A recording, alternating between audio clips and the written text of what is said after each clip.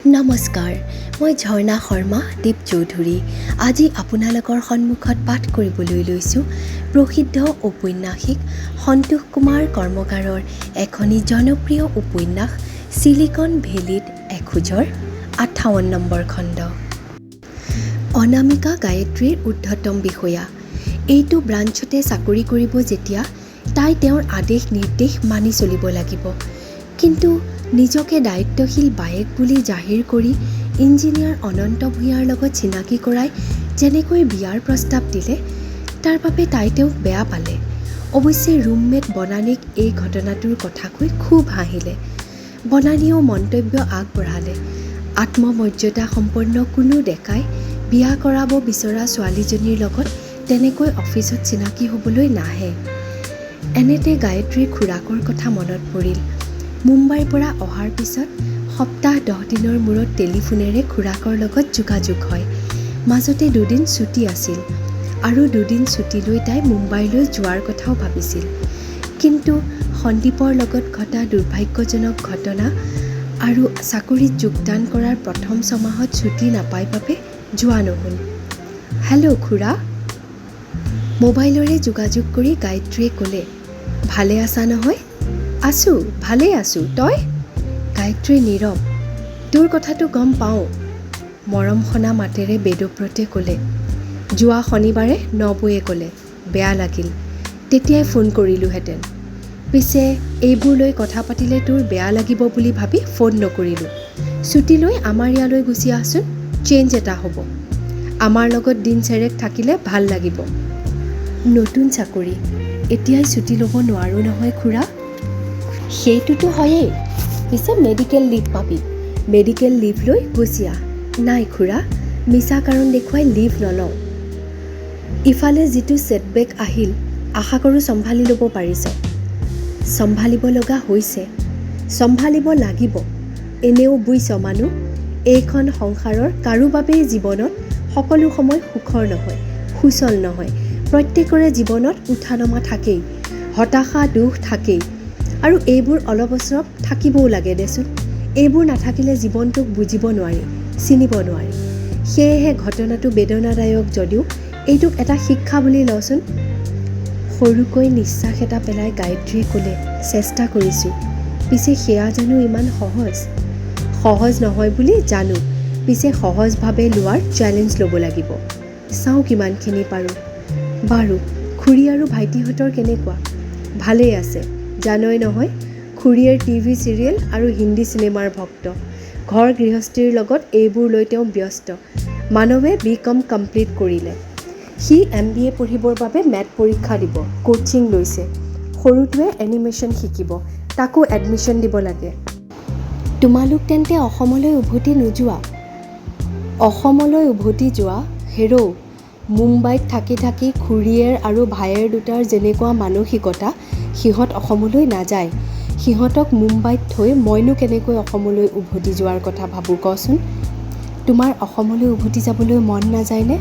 যায়, নিশ্চয় যায়। কিন্তু এওঁলোকক ইয়াত থৈ মোৰ আৰু অসমলৈ উভতি যোৱাৰ উপায় নাই। পিছে জানা খুৰা, যোৱা কিছুদিন ধৰি মোৰ এনেকুৱা লাগিছে যে অসম এৰি বেংগালুৰুলৈ আহি মই ভুল কৰিলোঁ। ভুল কৰিলি? ৱাহ, এয়া কি কথা কৈছ?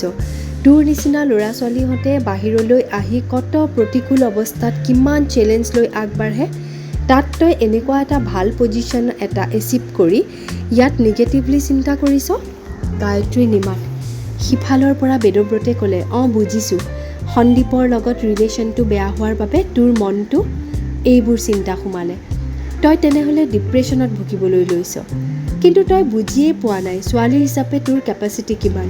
হেৰৌ, সন্দীপতকৈ বহুত ভাল ল'ৰাৰ লগত তোৰ বিয়া হ'ব। গতিকে বেংগালুৰুলৈ আহি ভুল কৰিলোঁ বুলি তই চিন্তাটো মূৰৰ পৰা উলিয়াই দে। তই বেংগালুৰুতে থাকিবি, বেংগালুৰুত থাকিয়েই নিজৰ কেৰিয়াৰ বিল্ড আপ কৰিবি। খুৰা মোক সান্তনা দিছা? সান্তনা নহয় মানুহ, this is the real fact. বাৰু, তই এতিয়া বিয়া বাৰুৰ কথা চিন্তা কৰিব নালাগে। বিয়াৰ বিষয়টো আমাৰ ওপৰত এৰি দে। ককাইদেউ নবৌয়ে তোৰ বাবে দৰা বিচাৰিবলৈ ল'লেই। মোক জনোৱা মতে ইতিমধ্যে তেওঁলোকে ভাল ল'ৰা এজনৰ খবৰো পাইছে। কিন্তু বিয়াৰ কথা শুনি মাক দেউতাকে দৰা বিচাৰিছে বুলি শুনি গায়ত্ৰী অকণো উৎসাহিত নহ'লে। এতিয়াও তাই সন্দীপৰ বাহিৰে বেলেগ কোনো ডেকাৰ লগত বিয়া সোমাব পাৰিব বুলি ভাবিবই পৰা নাই। গায়ত্ৰী বেংগালুৰুৰ ক'ত থাকে, কেনেকৈ থাকে, কি খোৱা বোৱা কৰে, ফ্লেটৰ পৰা তাইৰ অফিচ কিমান আঁতৰত, অফিচলৈ কেনেকৈ যায়, অফিচৰ পৰা কেতিয়া আহে আদি নিজ চকুৰে চাবৰ বাবে আগৰে পৰাই সুচিব্ৰতা অস্থিৰ হৈ আছিল। ইতিমধ্যে সন্দীপৰ লগত সম্পৰ্কটো বেয়া হৈ পৰাত তাই হতাশাৰে ভাগি পৰিছিল। নিজকে চম্ভালি ল'ব পাৰিলে বুলি ফোনত আশ্বাস দিলেও আচলতে তাইৰ মনৰ অৱস্থাটো কেনেকুৱা সেইটোও সুচিব্ৰতাৰ চাবৰ মন। তদুপৰি পঢ়া শুনা সামৰি আৰ্থিকভাৱে স্বনিৰ্ভৰশীল হ'লেও জীয়েক বুলি কথা এটা আছে। জীয়েকক যোগ্য পাত্ৰৰ হাতত সম্প্ৰদান নকৰালৈকে মাক দেউতাকৰ শান্তি নহয়। এই কথাটো মনত ৰাখি জীয়েকৰ বাবে তেওঁলোকে ইতিমধ্যে দৰা এজন বিচাৰি উলিয়াইছে। সন্দীপক পাহৰি গায়ত্ৰীয়ে যাতে সেইজন দৰাৰ লগত বিয়া সোমাবলৈ মান্তি হয়, এই বিষয়েও তেওঁলোকে গায়ত্ৰীৰ লগত বিতংকৈ পাতিবলৈ আছে। আনহাতে দেৱব্ৰতৰ মনত ইতিমধ্যে বেংগালুৰু সম্পৰ্কে কৌতূহল এটা সৃষ্টি হৈছে। প্ৰতি বছৰ উত্তৰ পূৰ্বাঞ্চল বিশেষকৈ অসমৰ বুজন সংখ্যক ছাত্ৰ ছাত্ৰী বেংগালুৰুলৈ পঢ়িবলৈ যায়। পাঠ সমাপ্ত কৰি চাকৰি লৈ সিহঁত কিয় বেংগালুৰুতে নিগাজিকৈ থাকিবলৈ লয়। তথ্য প্ৰযুক্তি, বিজ্ঞান, কাৰিকৰী শিক্ষাৰ লগতে শিল্প উদ্যোগৰ ক্ষেত্ৰত বেংগালুৰু কেনেকৈ ভাৰতবৰ্ষৰ অন্যতম প্ৰধান মহানগৰ হৈ উঠিল, এইবোৰ তেওঁৰ চাবলৈ মন যায়। মুঠতে সুচিব্ৰতা আৰু দেৱব্ৰতে বেংগালুৰুলৈ যোৱাটো আৱশ্যক বুলি অনুভৱ কৰিলে আৰু ফেব্ৰুৱাৰী মাহৰ প্ৰথমটো দেওবাৰে তেওঁলোক পুৱাৰ বিমানেৰে বেংগালুৰুলৈ উৰা মাৰিলে। সম্পৰ্ক স্বাভাৱিক থাকিলে গায়ত্ৰীয়ে সন্দীপক লগত লৈ মাক দেউতাকক আদৰি আনিবলৈ বেংগালুৰু বিমানবন্দৰলৈ গ'লহেঁতেন। নাই, সেইটো নহয়। আনকি মাক দেউতাক যে বেংগালুৰুলৈ আহি আছে এইটোও তাই সন্দীপক নজনালে। এপাৰ্টমেণ্টৰ ৱাচমেন ৰংগনাথনে বন্দবস্ত কৰি দিয়া টেক্সিৰে গায়ত্ৰী অকলেই বিমানবন্দৰলৈ আহিল। এৰাইভেল দুৱাৰৰ বাহিৰত প্ৰায় 20 মিনিট অপেক্ষা কৰাৰ পিছত ফ্লাইটৰ পৰা নামি চুটকেছ আৰু বেগ ট্ৰলীত তুলি ওলাই অহা মাক দেউতাকক দেখিয়েই বুকুৰ মাজত এনেকুৱা এটা আৱেগ সৃষ্টি হ'ল যে তাইৰ চকুজুৰি চলচলীয়া হৈ উঠিল। তাইক সুস্থ দেখি সুচিব্ৰতাই স্বস্তিৰ নিশ্বাস পেলালে। জীয়েকজনীৰ প্ৰতি দেৱব্ৰতৰ মনটো অলপ বেছি। 5.5 মাহ পিছত জীয়েকজনীৰ কোমল মুখখনলৈ চাওঁতে তেওঁৰ চকুহালো সজল হৈ পৰিল। গায়ত্ৰীয়ে আঁতৰত অপেক্ষা কৰি থকা টেক্সি ড্ৰাইভাৰক ফোন কৰি মাতি আনিলে। তাৰ পিছত চুটকেছ আৰু বেগ ডিকিত তুলি মাক দেউতাকক লগত লৈ টেক্সিত উঠি বিমানবন্দৰৰ পৰা ওলাই আহিল। আলিৰ দুয়োকাষে বিভিন্ন ফুল আৰু সেউজীয়া গছ-গছনিৰে যত্নৰে লালিত মনোমোহা উদ্যান।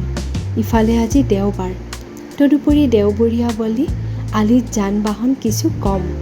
টেক্সিত বহি দেৱব্ৰতে আলিৰ কাষৰ গছ-গছনিলৈ চাই আছে।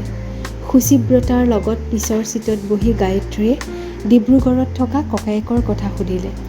সুচিব্ৰতাই জনালে ককায়েক ঋষভ ভালেই আছে আৰু অহা মাহৰ পৰা পূৰ্ণ পৰ্যায়ৰ ডাক্তৰ ৰূপে সি হস্পিটেলত যোগদান কৰিব।